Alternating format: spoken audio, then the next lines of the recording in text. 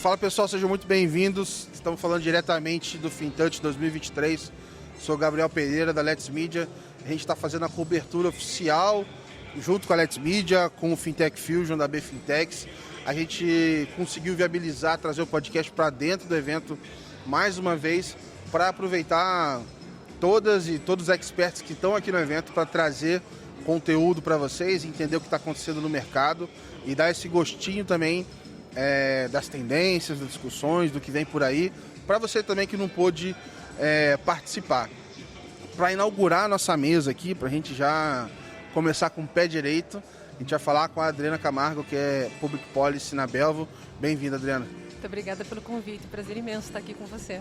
Eu que agradeço a sua participação, é muito, muito legal te receber aqui. E eu vou começar com a pergunta que eu sempre quis fazer, e talvez mais pessoas também queiram, não sei se o pessoal não tem a vergonha de perguntar e tudo mais, mas o que faz o papel do Public Policy?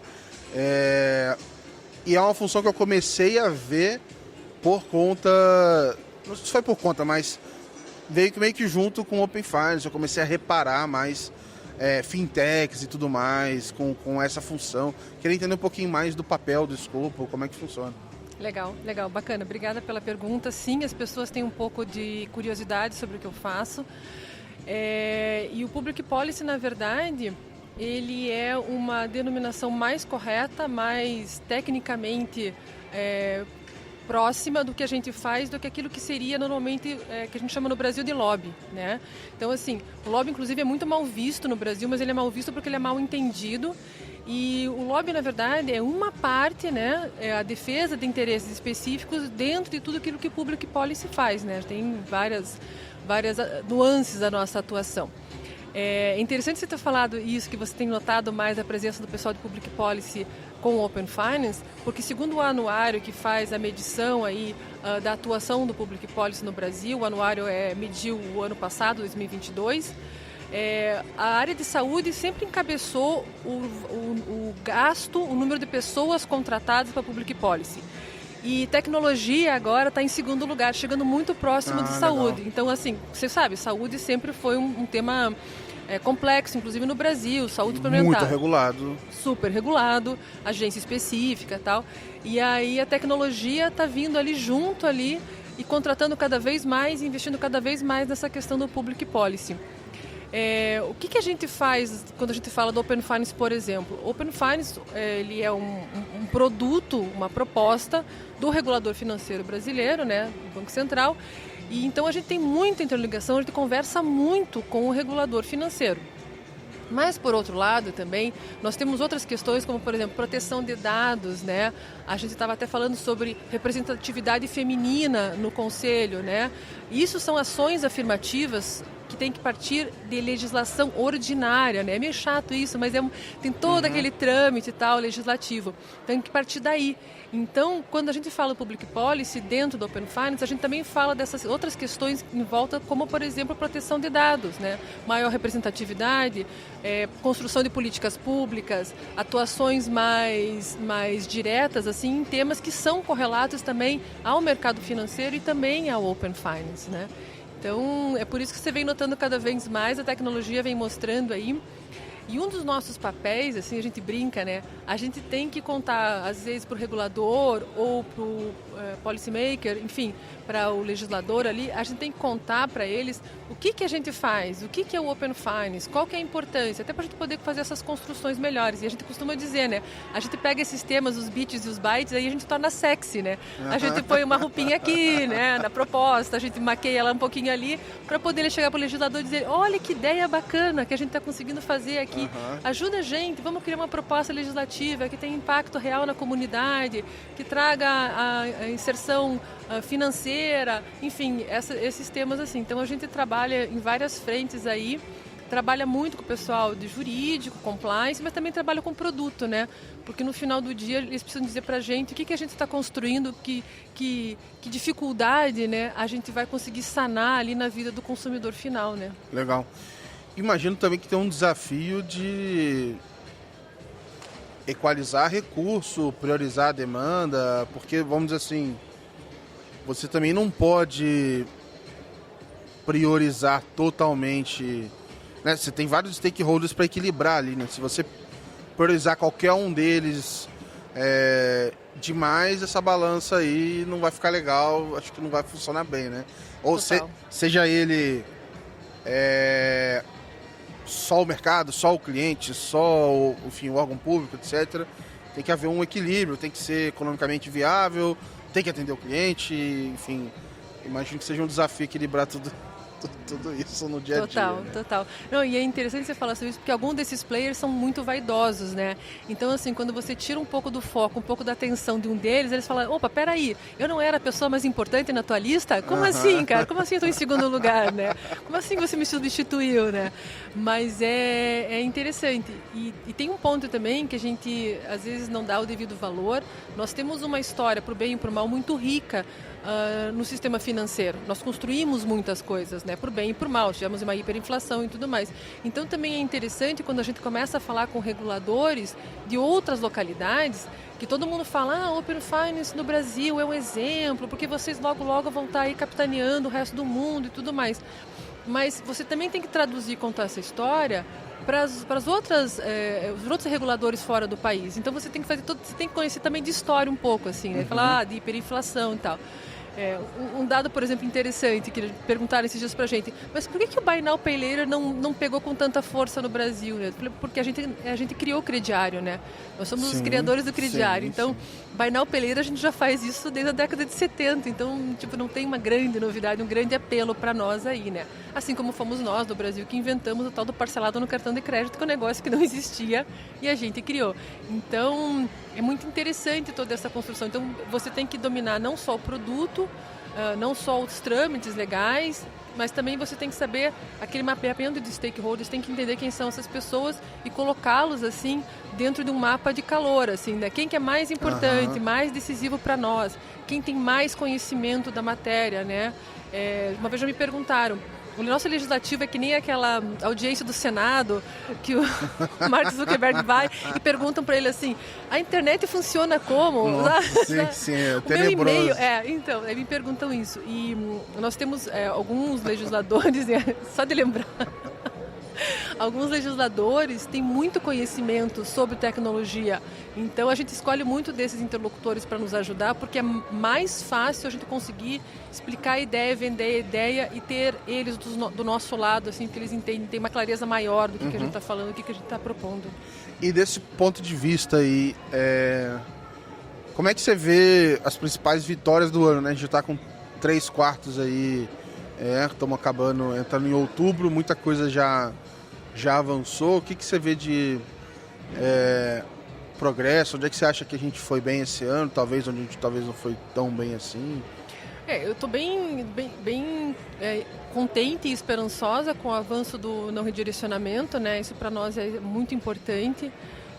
E assim, não só como processo, né? Não só como flow, mas também nas questões das amarras regulatórias, que a gente tem, as amarras legais que a gente tem que ter, e nas questões tecnológicas, não é bem a minha área, mas a gente vê o quanto os times técnicos estão lutando para construir.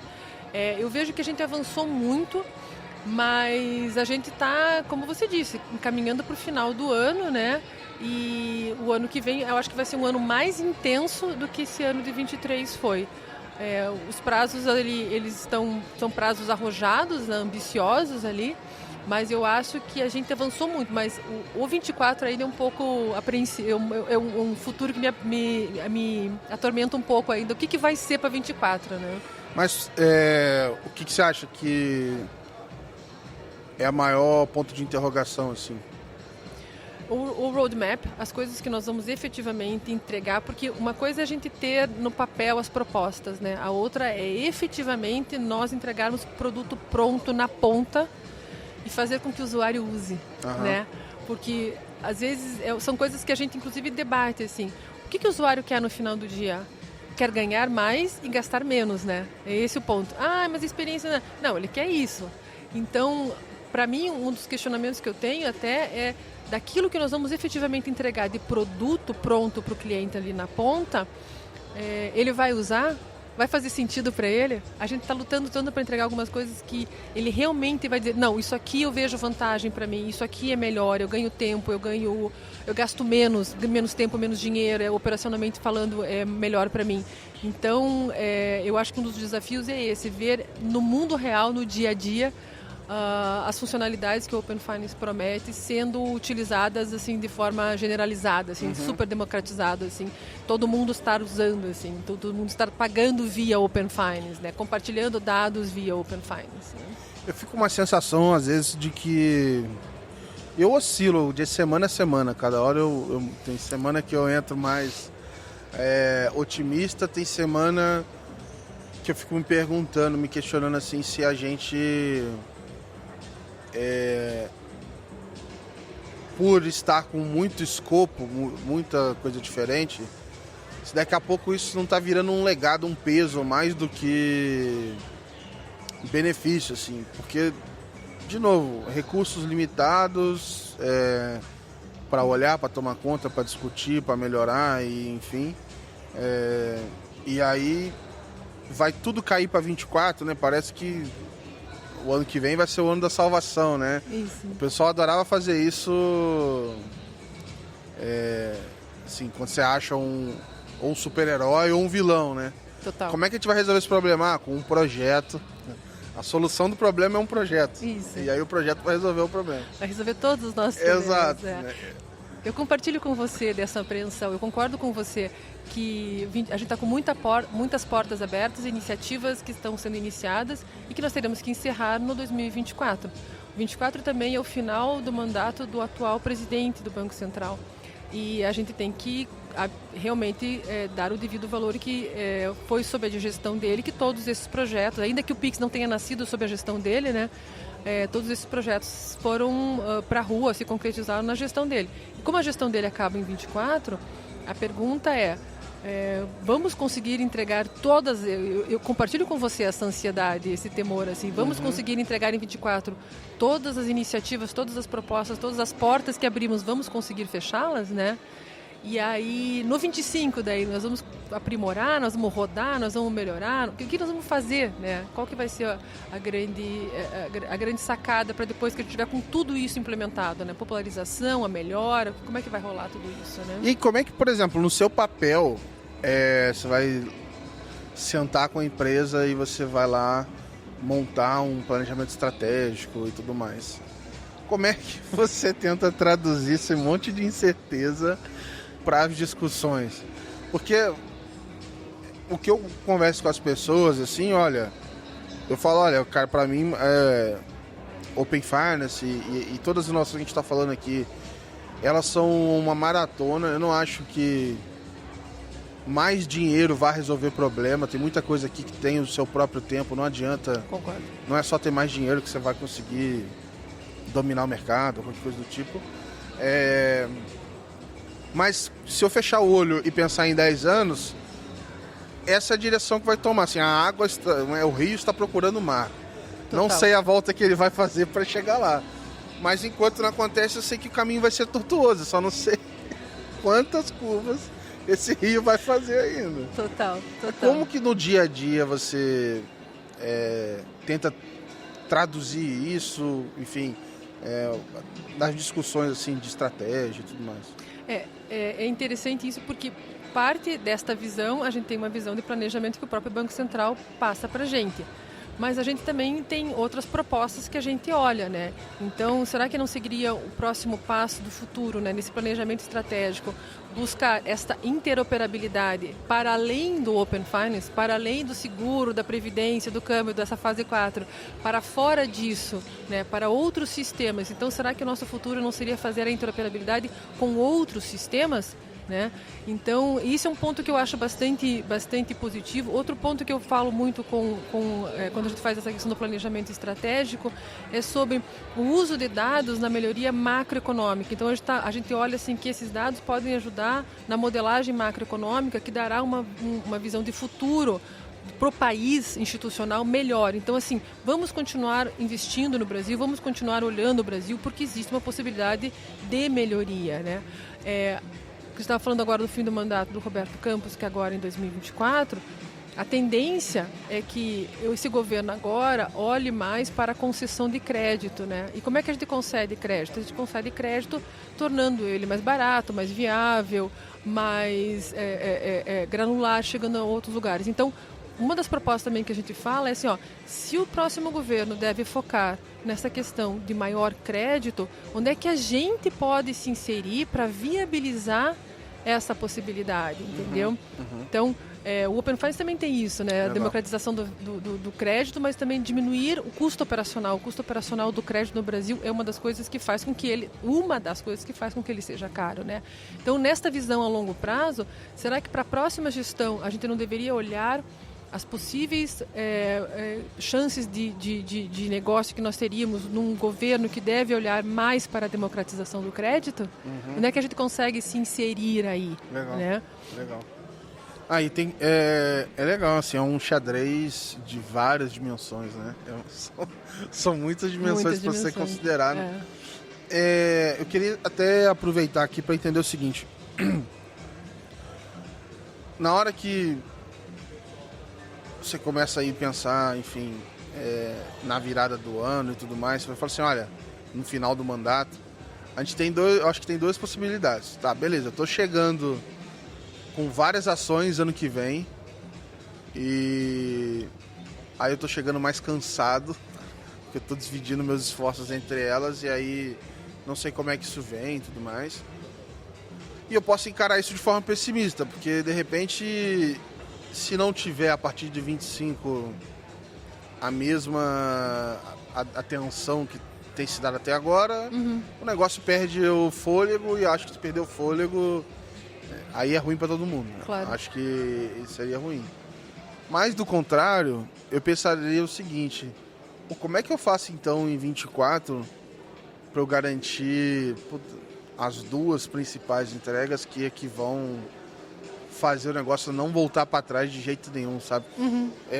Que para mim tá muito dentro do pagamento. Se eu fosse escolher uma, eu vou assim, olha, eu vou forçar a barra para o pagamento sair funcionando muito bem em 24 e a galera se vira com o resto depois aí, a partir de 25. Deixa a EPOC para... Desculpa, pessoal, mas deixa a EPOC para depois. Deixa novos arranjos para depois. Depois fala, depois vê isso daí. Depois a gente vê. Não, mas eu concordo com você, até porque a gente tem... Até é interessante você falar nessa questão do pagamento, porque, por exemplo, a gente tem a legislação do arranjo de pagamento, que é 12865, que vai fazer 10 anos agora em outubro, ela é um marco para nós e ela foi uma revolução nos meios de pagamento, né? Nós temos 10 anos aí que a gente revolucionou o meio de pagamento. Então, talvez seja agora interessante até a gente fazer um novo marco numa revolução do pagamento, né? E eu acho que a gente tem muita coisa para melhorar no método de pagamento, que a gente pode ajudar com isso, né? O método de pagamento via Open Finance pode ajudar com isso, pode baratear, pode trazer maior capilaridade, pode chegar em mais pessoas, né?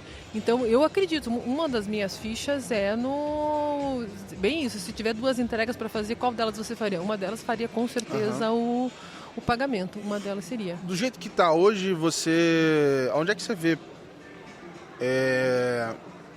Do jeito que assim, o pessoal fala do redirecionamento, sem redirecionamento. Isso. Mas aí, pelo que eu vi, ele é sem redirecionamento, mas ele tem que fazer uma ação inicial ali, ainda tem alguma coisa. Tá? Ainda não é totalmente a versão premium, black. Sonhos. Ainda não é assim.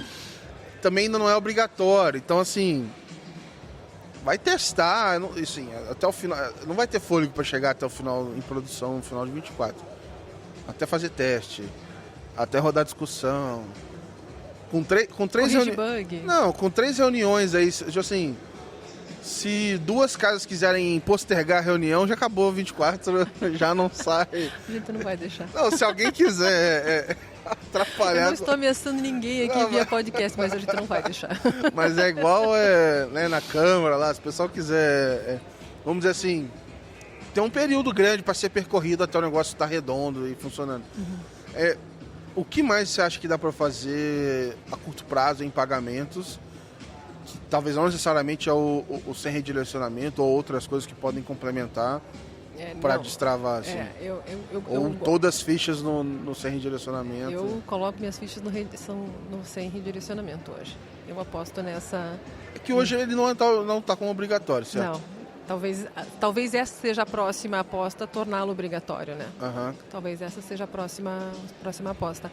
Mas eu acredito bastante nessa funcionalidade. Eu entendo ainda sobre essa questão de você ter essa certificação primeira, né? Essa verificação inicial ali. Também fico pensando, aí eu te pergunto, né? E o usuário, se fizesse daquela versão totalmente, né, sem nenhum tipo de verificação, você acha que o usuário toparia? Porque as pessoas hoje têm muito medo disso, né? A gente escuta ainda as pessoas, mas espera aí, eu vou dividir meus dados financeiros dentro do Open Finance. As pessoas ainda têm muito temor em relação a certas coisas, né?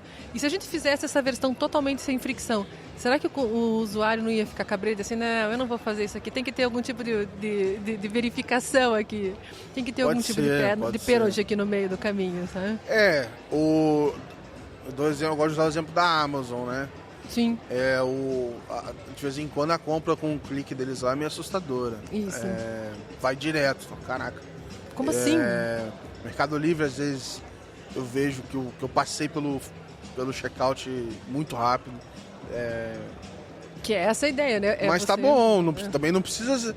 Eu não preciso estar totalmente ciente que eu estou com... Pode ficar no meio do caminho ali. Mas, por exemplo, o que você vê como principal desafio, talvez, para que isso seja adotado no mercado? Você falou, tem a questão de responsabilização entre as partes. Sim. Então, para quem está ouvindo aqui, talvez não está entendendo um pouco do que é o contexto, ou o que precisa ser resolvido para talvez a gente chegar num sem redirecionamento que funcione para todo mundo no mercado. Assim. Acho que esse é um ponto. A questão do risco, né? Quem que paga, no final do dia eu quero saber quem é que vai arcar com essa responsabilidade. Eu acho que isso é uma coisa importante, que inclusive é por isso que a gente está criando esse contrato baseline, que quando a gente fala essa parte jurídica que está sendo montada é justamente por conta disso, para dar esse respaldo legal, né? Ok, nós vamos ter um contrato, esse contrato minimamente vai prever inclusive responsabilidade de ambas as partes. Mas eu penso também que assim, a gente tem que... Como é que a gente vende isso para o usuário, né? Qual que é a vantagem dele pagar? Qual que é a vantagem dele fazer esse uso, né? Que nem essa questão, você falou agora da Amazon, né? Funil de conversão é fantástico, né? Você não tem quebra ali, né? A pessoa quando viu já comprou. Né? Então, também tem uma questão da gente conseguir popularizar e explicar para o cliente a vantagem que ele vai ter fazendo isso, que isso é seguro, que qualquer momento ele pode fazer o opt-out, qualquer momento ele pode parar de fazer isso, pode voltar para um fluxo qualquer, como ele bem entender, mas entender ali que no final do dia ele consegue fazer uma conversão maior, mais rápida, ele vai demorar menos tempo para fazer aquela compra e que isso vai ser bom para ele. Em vez de ele estar ali fazendo a compra, vai ser bom para ele e vai ser menos custoso para ele, né? Uhum. O custo hoje de um outro método tradicional de pagamento é muito mais caro, né? Você pega pelo cartão, por exemplo, um MDR, né? Que a gente tem que dentro de uma estrutura de arranjo de pagamento. Então eu acho que temos vários desafios em vários campos, não só com o regulador, não só na questão técnica, não só na questão organizacional, institucional dentro do Open Finance, mas a gente também tem a questão... E assim, que dor do cliente eu estou solucionando? Eu estou solucionando um sonho meu ou uma dor do cliente, né? Então assim, a gente tem que entender também o que o cliente quer isso. Por que o funil de conversão é tão ruim? Por que a experiência é tão ruim? Por que as pessoas desistem na metade? Aonde que a gente está errando aqui, né? Então, tem muito disso também que para ser descoberto, né? Às vezes eu me pergunto, efetivamente, nós vamos criar isso e vai ser um sucesso de adoção? Todo mundo vai aderir? Eu tenho uma premissa de que, vamos dizer assim, é um pagamento, vamos dizer assim, é uma alternativa mais fácil do que o Pix copia e cola. É uma alternativa mais fácil então, que o Pix? Se a jornada, né, chegar lá, etc. Mas eu tô falando assim, olha, eu tenho uma alternativa, eu já pago com o Pix. Isso. Eu quero fazer isso mais fácil ainda. Eu tenho uma outra forma de fazer. Isso. E, por exemplo, igual eu compro lá no Mercado Livre, já tá lá o meu cartão lá salvo. Eu já poderia ter lá o meu login lá do Open Finance, sei lá. Tua conta lá e de liquidação instantânea. Eu faria isso e beleza. Isso, de liquidação. Daí você tem um layer de problematização nessa história, que acontece muito com a gente. no Brasil, inclusive, é causa de fraude, né? Aí eu faço esse pagamento com um clique, essa liquidação é instantânea, chega para o seller, mas você tem um desacordo comercial com o seller porque a roupa que você comprou chegou outra coisa, entendeu? Mas daí pra frente, aí é o processo que eu teria com copia e cola do mesmo jeito. Que é o processo que você teria com a copia e cola Aí- do mesmo jeito. aí segue- Com liquidação, exatamente. Então, de novo, a gente está replicando, daí eu tenho um problema que já existe, e daí eu vou replicar a solução que eu já tenho numa cadeia que é maior, porque agora com copia e cola você está falando só... Eu ganhei alguns steps ali, talvez de uma pessoa que não sabe copiar e ir lá colar, e aí de repente não tá ganhando o desconto do Pix, aí enfim, você tem um ganho ali. Mas acho que para outros casos, né, para wallets que, enfim, você está no contexto do aplicativo ali e não precisa sair. Faz na hora, a pode conversão. ser que tenham outros e tal. Mas acho que é uma ferramenta, de novo, igual o Open Finance como um todo, né? Sim, Você pode aplicar ela em alguns contextos e tal. Acho que não vai ser para todo mundo que vai fazer sentido. exatamente. Mas se essa não fizer, não vai ser a atual que vai. Que a atual, comparar uma com a outra vai ser covardia. A atual é um protótipo, ela funciona bem e tal, mas enfim, hoje é para quem tá com muita vontade.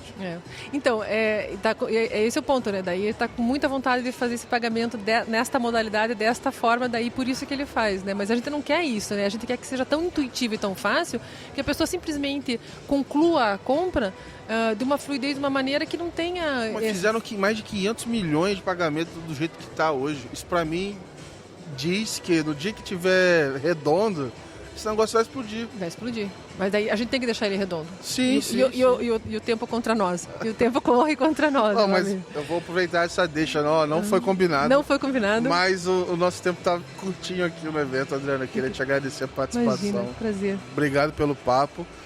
Você vai participar de novo aqui, não dá Sem mole spoiler. não, passar aqui na frente eu te puxo aqui de novo.